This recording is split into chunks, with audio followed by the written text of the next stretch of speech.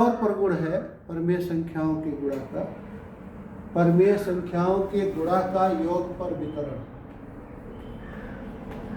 परमेय संख्याओं के गुणा का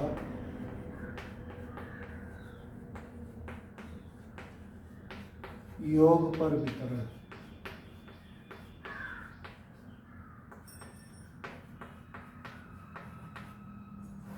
भाई भ्रम में मत पड़िएगा, इसको हम लोग इस तरह भी कह सकते हैं, परमेय संख्याओं के योग पर गुणा का वितरण। पहले योग पर कह दे तब गुणा।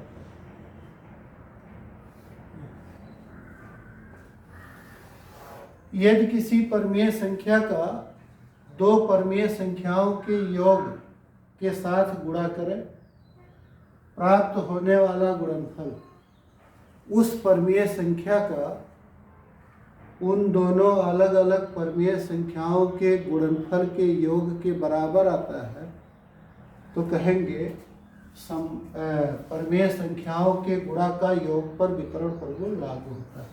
जैसे ये तीन परमेय संख्याएं ले लें, P by Q, R by S, T by you. तो सपोज करो कि P बाई क्यू का R बाई एस और T बाई यू के योगफल, इनका योग हुआ इसके साथ तब इसका योग, ये बराबर आ जाए, ये बराबर आ जाए। एक बार P बाई क्यू का R बाई एस से गुणा और एक बार इस P बाई क्यू का T बाई यू से गुणा, यही वितरण हो गया, गुणा का योग पर वितरण। किसी परमेय संख्या का दो परमेय संख्याओं के योग के साथ गुणा, इस परमेय संख्या का इनके अलग अलग के साथ गुणा, एक बार इसका इसके साथ, एक बार इसके साथ गुणा के योग।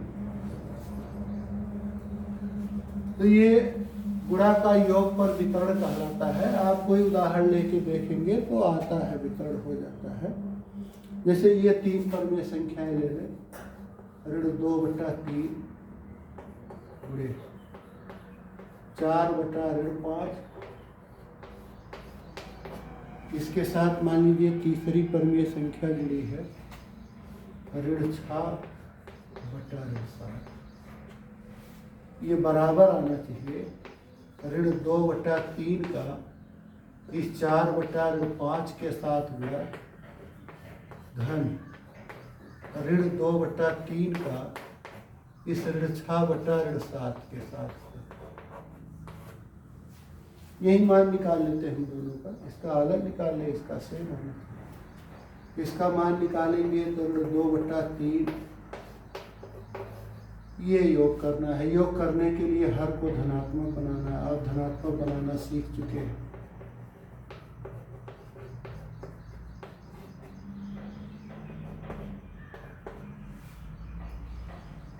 ऋण 2/3, ये योग करिए, हर को समान बनाइए, लघुत्तम ज्ञात करके। 7 चौक 28, 7 पचे 35, 5 का गुणा 6, ऋण 2/3 गुणे 2/35, ऋण 28 धन 30 2, तो ये हो गया ऋण 4/35 दिया 105। इसे देख, ये इनका हर धनात्मक बनाइए, या वैसे भी आप गुणनफल ज्ञात कर सकते हैं। ऋण 2 गुणे 4 ऋण 8, क्योंकि किसी संख्या से अंश और हर विभाजित नहीं हो रहा, तो अंश का अंश में और हर का हर में गुणा कर दो, और यहाँ हर में हो गया 3 गुणे ऋण 5।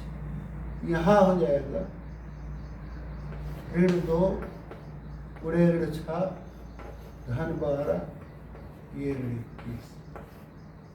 जोड़ने के लिए हर को धनात्मक बनाएंगे तो ये हो जाएगा 8/15, और ये ऋण 12/21।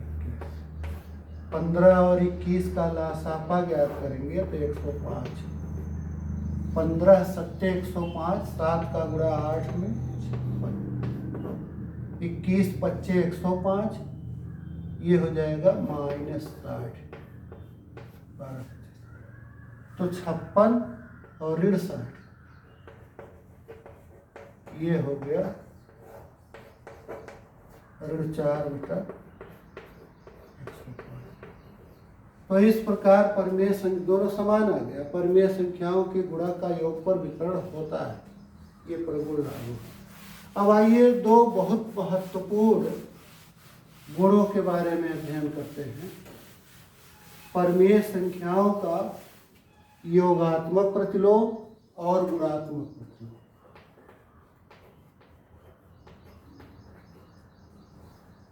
परिमेय संख्याओं का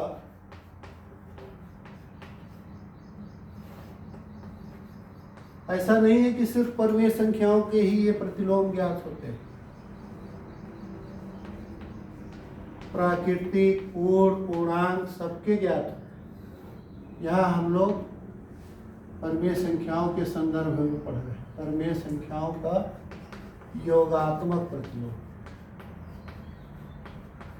और दूसरा पढ़ना है गुणात्मक प्रतिलोम।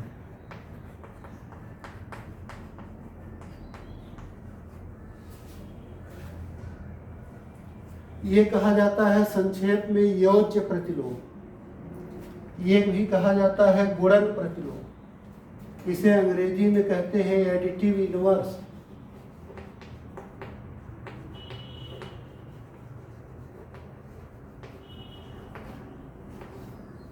और ये है मल्टीप्लिकेटिव।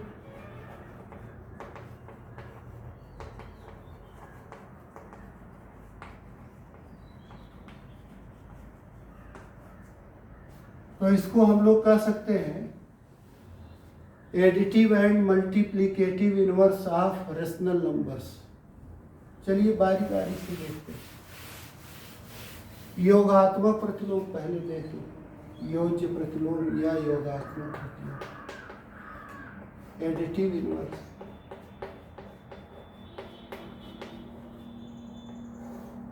योज्य।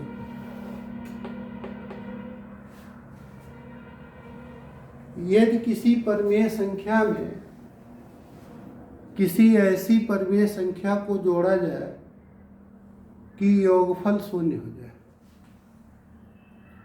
तो यह परिमेय संख्या जिसको आपने जोड़ा है उस दी गई परिमेय संख्या का योज्य प्रतिलोम कहा जाता है। ऐसे भी हम लोग कहते हैं कि यदि दो परिमेय संख्याओं का योगफल 0 हो, यदि दो परिमेय संख्याओं का योगफल 0 हो,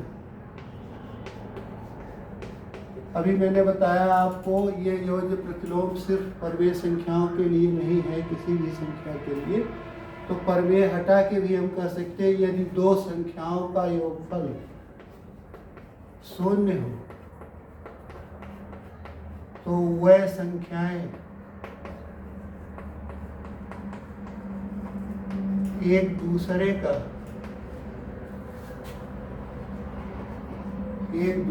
का योज्य प्रतिलोम या योगात्मक प्रतिलोम कहते हैं।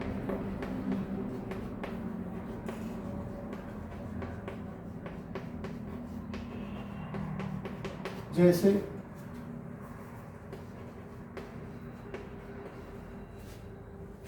अगर 3/5 में ऋण 3/5 को जोड़ दे तो योगफल 0 आ जाए। तो 3/5 नामक परिमेय संख्या में 3/5 को जोड़ने पर योगफल 0 हुआ, तो 3/5 का एडिटिव इनवर्स योगात्मक प्रतिलोम ऋण 3/5 हो। अच्छा, न सिर्फ 3/5 का योज्य प्रतिलोम ऋण 3/5 होगा, बल्कि ऋण 3/5 का योज्य प्रतिलोम 3/5 होगा। यदि एक कोई ऐसी परिमेय संख्या है जिसका योज्य प्रतिलोम x हो, तो निश्चित रूप से a धन x बराबर 0 होना चाहिए। a धन x बराबर 0 x बराबर इस a का उस तरफ पक्षांतर कर दे तो हो जाएगा 0 - a, और 0 - a हो गया ऋण। तो पहले कहा गया कि x जोड़ने पर 0 हो जाए तो आ जाएगा यह इसका योज्य प्रतिलोम। अब x का मान ऋण a के बराबर हो गया, इसलिए हम कह सकते हैं कि a का योज्य प्रतिलोम हो गया ऋण a का योज्य प्रतिलोम ऋण। अच्छा, a का योज्य प्रतिलोम ऋण a और साथ ही साथ ऋण a का योज्य प्रतिलोम a, ये है योज्य प्रतिलोम। योज्य प्रतिलोम को, एडिटिव इनवर्स को हम लोग निगेटिव, ऋणात्मक या विपरीत भी कहते हैं।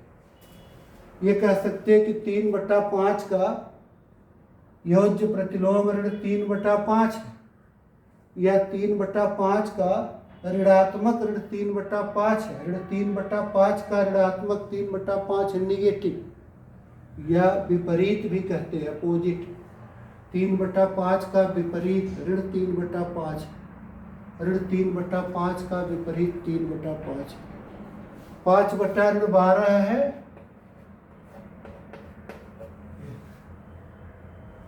इसको हम लोग ऋण 5/12 भी लेते। अब ऋण 5/12 का विपरीत या ऋण 5/12 का ऋणात्मक, ऋण 5/12 का योज्य प्रतिलोम या एडिटिव इनवर्स धन 5/12, और धन 5/12 का योज्य प्रतिलोम एडिटिव इनवर्स ऋण 5/12 होगा।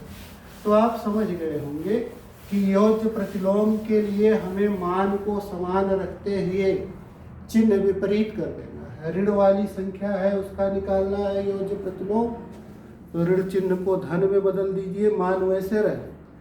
यदि धनात्मक है संख्या, उसका योज्य प्रतिलोम निकालना है तो उसे ऋण में बदल दीजिए, मान वही रहे।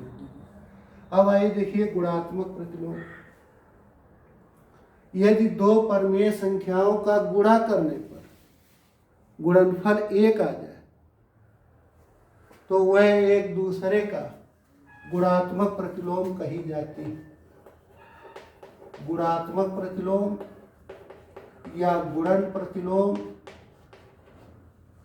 Multiplicative inverse.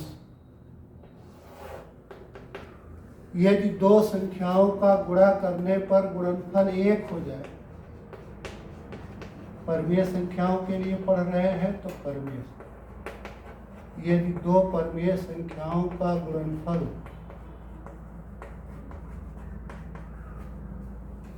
1 हो तो वह एक दूसरे का गुणात्मक प्रतिलोम कहेगा।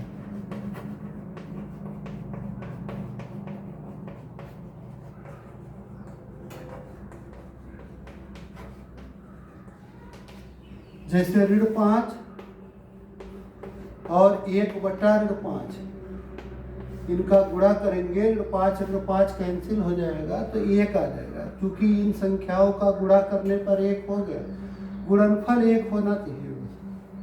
तो ये ऋण 5 का गुणात्मक प्रतिलोम हो गया 1/5, और 1/5 का गुणात्मक प्रतिलोम हो गया ऋण 5।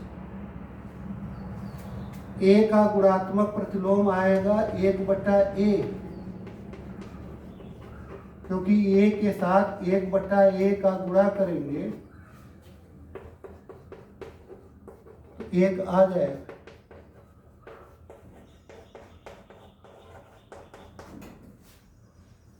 अब जैसे कहा जाए कि 5/12 का गुणात्मक प्रतिलोम तो 12/5, ऋण 5/12 का गुणात्मक प्रतिलोम 12/5, क्योंकि इनका गुणा करने पर गुणात्मक प्रतिलोम 12/5। तो गुणात्मक प्रतिलोम ज्ञात करते समय इनको उल्टा कर देते हैं।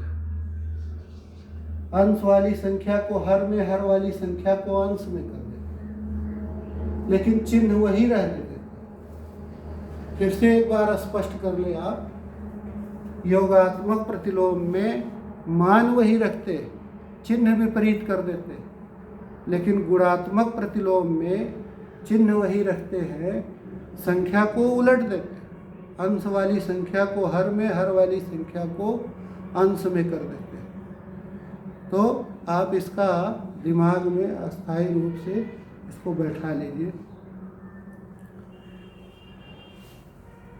आप प्रयास करेंगे तो ये अंतर एक बार दो बार पढ़ने बाद में आ जाएगा, कंफ्यूजन नहीं होगा, बड़ा सरल है। देखिए भाई, सरल कुछ नहीं होता, कठिन कुछ नहीं होता। आप प्रयास करेंगे तो ऐसी कोई बात नहीं है कि जो समझ में ना आए। वो कहा गया है ना, मानो जब जोर लगाता है तो पत्थर भी पानी बन जाता है।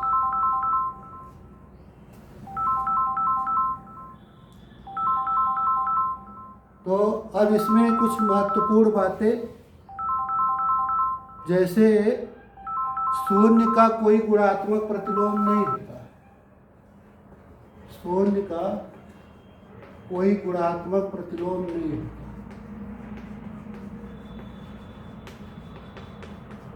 क्यों नहीं होता भाई?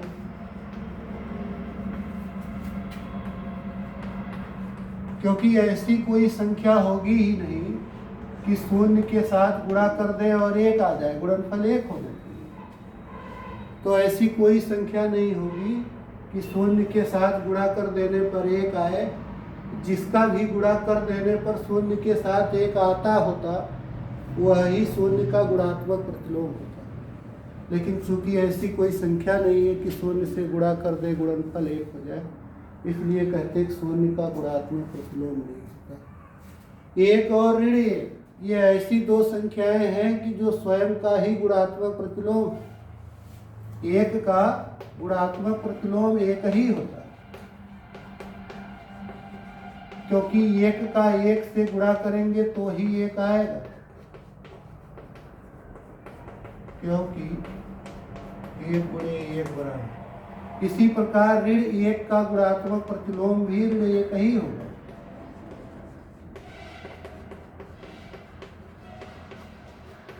ऋण एक क्यों भाई? क्योंकि ऋण एक का जब तक ऋण एक से गुणा नहीं करोगे तब तक एक नहीं है। तो एक और ऋण एक, ये ऐसी दो संख्याएं हैं जो स्वयं की, अपने आप की गुणात्मक प्रतिलोम होती है। गुणात्मक प्रतिलोम को हम लोग व्युत्क्रम भी कहते हैं, रेसिप्रोकल व्युत्क्रम। जैसे कहा जाए 7/9 का व्युत्क्रम, माने वही हुआ गुणात्मक प्रतिलोम। ये बराबर होगा ऋण 9/7। अच्छा, इसको संकेत में इस तरह लिखते भी हैं, 7/9 का व्युत्क्रम, ऐसे लिखते हैं 7/9 इनवर्स। इसका मान ज्ञात करने का मतलब वही हो गया, 7/9 इनवर्स, 7/-9 इनवर्स। यही जो शब्दों में लिखा है 7/9 का व्युत्क्रम, ऐसे लिख दिया गया सर। ये आएगा कितने के बराबर? ऋण 9/7। यक्ष का गुणात्मक प्रतिलोम, यक्ष का व्युत्क्रम ऐसे लिखा जाएगा, एक्स की घात ऋण 1 लिख दिया, एक्स इनवर्स पढ़ते, तो ये एक्स इनवर्स कितने के बराबर होगा? 1/x। एक्स का व्युत्क्रम 1/x, क्योंकि एक्स और 1/x का गुणा करने पर 1। अब आप अपनी बुक के इस पर आधारित जितने भी सवाल होंगे उनको हल कर लीजिएगा। धन्यवाद।